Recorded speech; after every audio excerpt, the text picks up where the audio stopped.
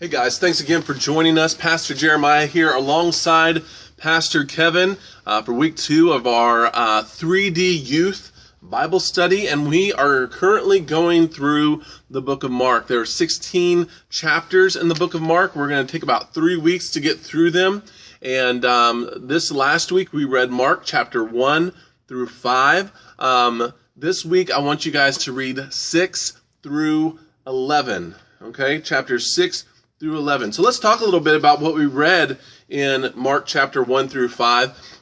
Some of the things I really wanted you to get a hold of this last week is, first of all, who are some of the main characters that we see in the New Testament? Got it. Go for it. Number one, very first person it mentions, really after Jesus, it talks about, as it is written in Isaiah, the prophet. Who's Isaiah?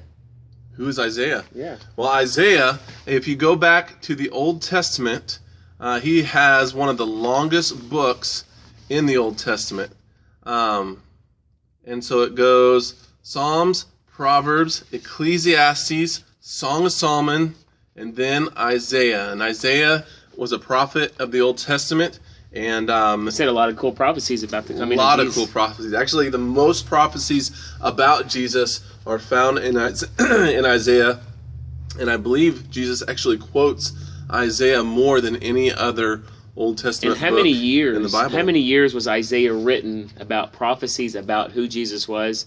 How many years before the gospel? Is it like 700 or something? That's a lot, yeah. I think it's somewhere between 600 and 800 years before Jesus was ever born. Crazy. Well, the second person it mentions is John the Baptist. That's right. Now, was John the Baptist, who is he? I've heard some crazy stuff about him. Well, John the Baptist is a crazy cat because he is actually Jesus's cousin. All right? We all got a crazy cousin. We all got a crazy cousin. And if you want to read the story on John the Baptist, Luke chapter 1. Luke chapter 1 is a detailed description of John the Baptist and his story and how it began. So I would encourage you to read Luke chapter 1 and discover more about John the Baptist. The next characters that I thought that we would go through so that we understand a little bit more is in Mark chapter 3. So if you want to turn to Mark chapter 3, verse 13, we have Jesus' 12 disciples. Okay? And when we look at the 12 disciples, what we're looking at specifically is just the first 3, because those are the 3 that you hear the most about. And the first one is this. So if you go to chapter 3, starting in verse 16, he said, these are his 12 disciples. The first one is Simon, to whom he gave the name Peter. So Peter is like the number one disciple in Jesus' crew. He's like Jesus' right-hand man. Yeah. The head of the posse. It's true.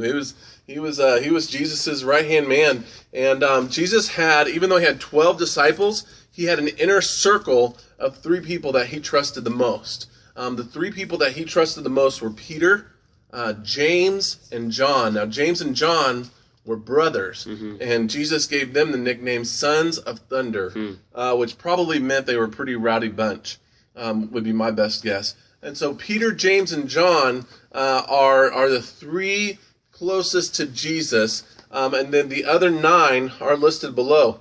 Some of the ones that I think are really interesting to note, Matthew is the same Matthew, the tax collector that we read about in chapter 2, how he was a tax collector and he was taking money from all the Jews, and Jesus comes up to him and says, follow me and be my disciple. And Matthew leaves his stuff and goes and follows Jesus. And remember, we talked about in youth group a while back how following Jesus is a life-changing choice. And that was a life-changing choice that Matthew made.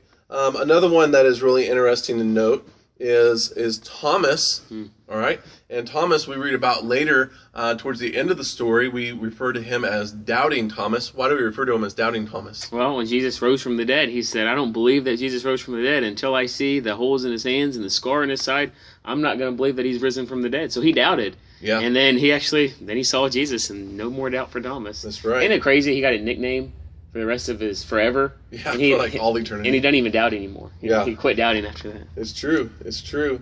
We see people like Andrew. Andrew is actually Peter's brother, which I thought was really interesting. Jesus has 2 sets of brothers in his posse, but Peter is obviously closer to Jesus than what Andrew is. So And then Simon. I mean, not Simon. Judas. Judas Iscariot. Yeah, Judas was the one that betrayed Jesus and really sold him out. And so it's good to know who some of these characters are as we begin reading through the Scripture. And so again, you want to know about John the Baptist, look up Luke chapter 1 and read that whole chapter. That would be awesome. Peter, James, and John are the three closest people to Jesus during his time. And as you read through chapters 1 and 5 and you look at all these different things that Jesus was doing, the writer of the book of Mark his name is John Mark, and he got all of his information from Peter. So that's where he got the information to write his gospel, to write about everything that Jesus did.